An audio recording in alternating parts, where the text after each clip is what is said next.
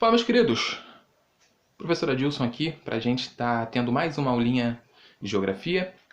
Tema da nossa aula de hoje, vamos começar a trabalhar aí o clima, né? Vamos fazer hoje uma pequena introdução aos estudos do clima. Vamos entender primeiro como que se estuda o clima, né? Primeira coisa que a gente tem que entender, o que é a climatologia, né? Quando a gente fala de clima, a gente fala diretamente de climatologia. Climatologia é uma ciência que descreve, explica e classifica os climas, investigando seus fenômenos e influências, ou seja, a ciência responsável pelo estudo da dinâmica climática é a climatologia. Vamos lá. Já que a gente vai estudar o que é o clima, né, a gente tem que entender primeiro, né, o que é o clima e aprender a diferenciar os dois termos, o clima e o tempo. O clima, ele é um conjunto de fenômenos que está associado a variações do tempo da atmosfera em um determinado local. O clima, ele tende a ser constante aonde ele se manifesta. Isso é a principal diferença entre o clima e o tempo, é que o tempo, ele é a condição da atmosfera em um determinado momento. Se você olhar aí pela janela da sua casa agora, o tempo vai estar de alguma forma. Pode estar ensolarado, pode estar chovendo, pode estar de alguma forma distinta. E não quer dizer que ele tivesse estado assim há 2 dias atrás, há 3 dias atrás. O tempo, ele muda com frequência, é a condição momentânea da atmosfera. Já o clima é o conjunto de fenômenos associados ao tempo ao longo de vários anos, né? Segundo alguns cientistas, a única forma de acontecer uma mudança no clima de uma determinada localidade é fazendo análise desse mesmo local por um período de pelo menos 30 anos. Beleza? Para conhecer o clima de um lugar, é preciso de vários e vários anos de estudo sobre aquele lugar, de estudo do tempo daquele lugar ao longo de pelo menos 30 anos. Vamos lá. A gente tem que entender também como que o clima ele é formado, né? Como que ele é formado e como que ele é constituído. E o clima do mundo, né, ele é formado e influenciado por fatores e elementos climáticos.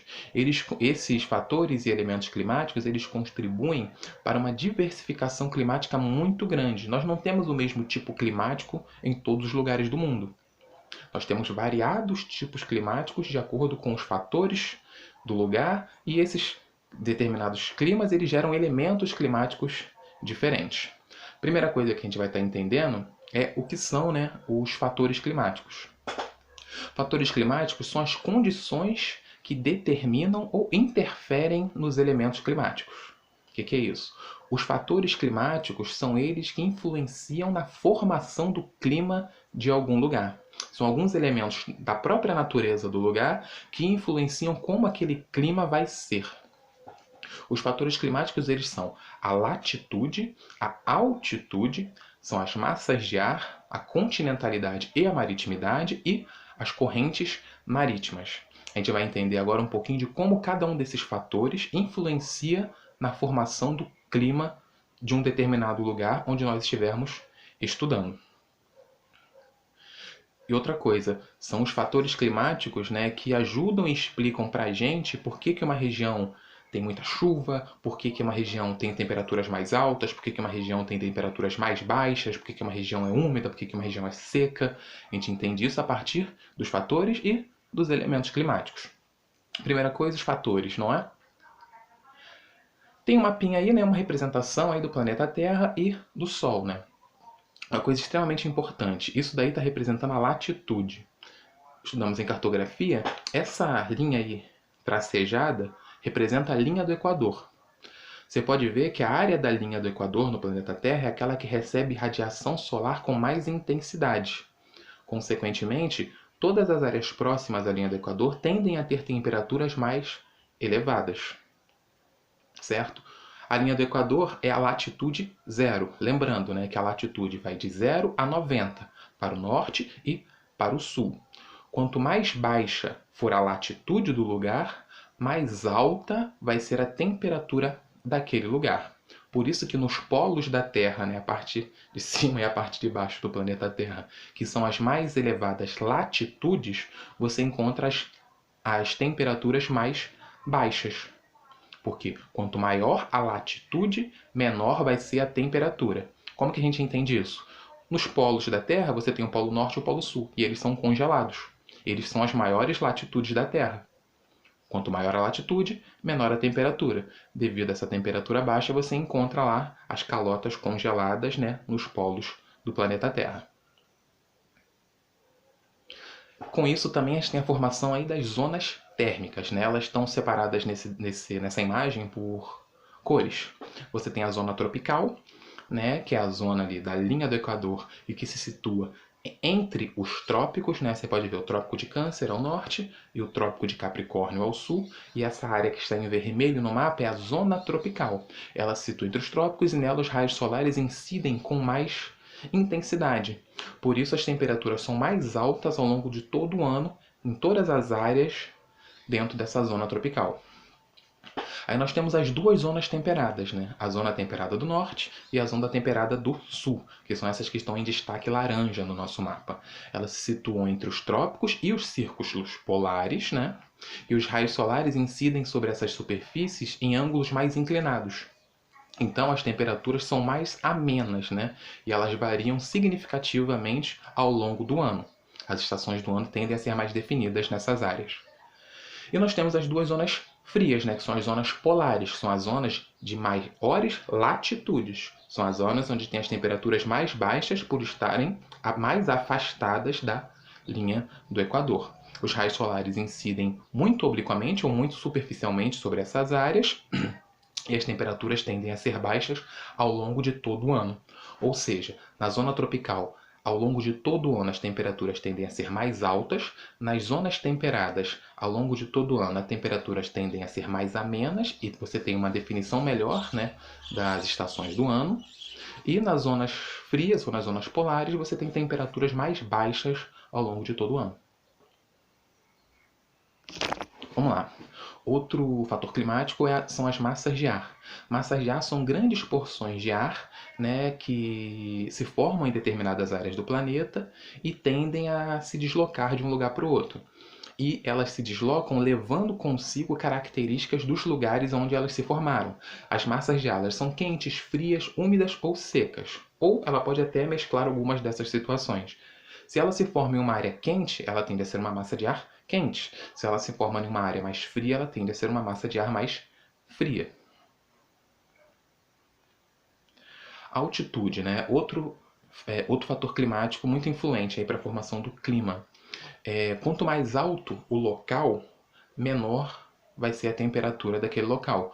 Por isso que, por exemplo, a Cordilheira dos Andes, que fica aqui na zona próxima à linha do Equador, ela, no alto da cordilheira, você tem montanhas congeladas. Porque mesmo estando em uma área da Terra de latitude baixa, que deveria ter elevada temperatura, a altitude também influencia na formação do clima ali. Isso faz com que você tenha áreas extremamente frias no alto das montanhas. Quanto mais alto o local, menor vai ser a temperatura. A continentalidade e a maritimidade está relacionado à proximidade do local que você está estudando das áreas oceânicas. Quanto mais distante do oceano, mais continental essa área é. E a continentalidade ela influencia assim, que a amplitude térmica ela é mais alta em áreas continentais. O que é amplitude térmica? É a variação de temperatura do mesmo local ao longo do dia. E a maritimidade são áreas mais próximas às grandes massas oceânicas, às grandes contingentes de água. Isso faz com que a amplitude térmica seja mais baixa nesses locais. Você tem uma variação de temperatura menor naquele local ao longo do dia. As correntes marítimas também influenciam o clima. Elas se formam da mesma forma que as massas de ar. Quando as correntes marítimas o que são correntes marítimas primeiros, né? São porções de água que estão no oceano e elas estão em constante movimento. Correntes marítimas elas são de determinados locais e elas se movimentam. São grandes corpos de água que se movimentam.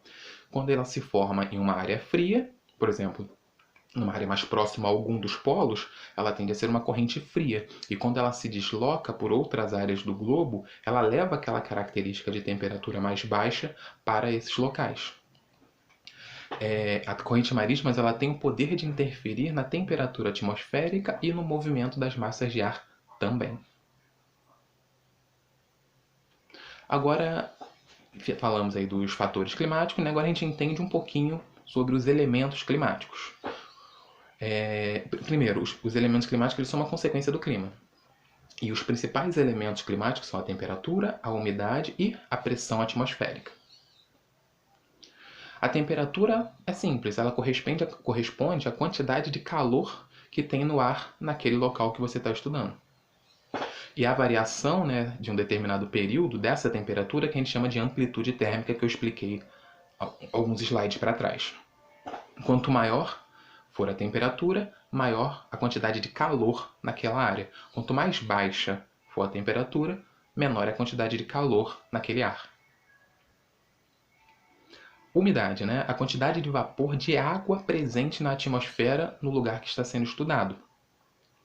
Influencia diretamente na ocorrência das chuvas. Quanto maior a umidade, maior a possibilidade de precipitação. A gente chama chuva de precipitação dentro dos estudos de climatologia, tá? Sempre que vocês verem esse termo precipitação, está se falando de água que caia da atmosfera. Pode estar caindo em estado líquido ou, de repente, né, na forma de neve. Neve também é uma forma de precipitação.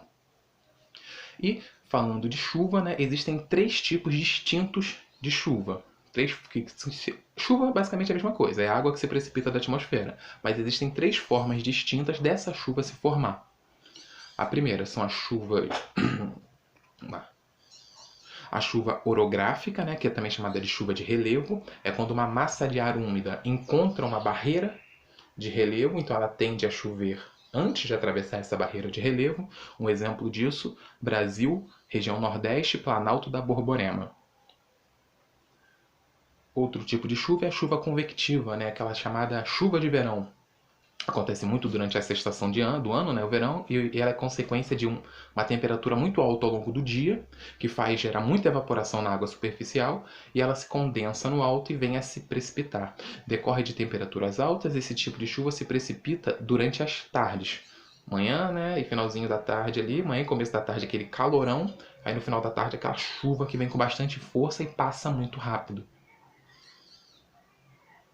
E temos a chuva frontal, que é a consequência do encontro de 2 massas de ar, né, o choque frontal entre 2 massas de ar de temperaturas distintas. É quando uma massa de ar quente encontra diretamente uma massa de ar frio. Elas tendem a se chocar e esse choque gera a precipitação. Ou seja, a gente consegue entender que existem 3 tipos de formadores de chuva. E isso está relacionado à umidade presente naquele local.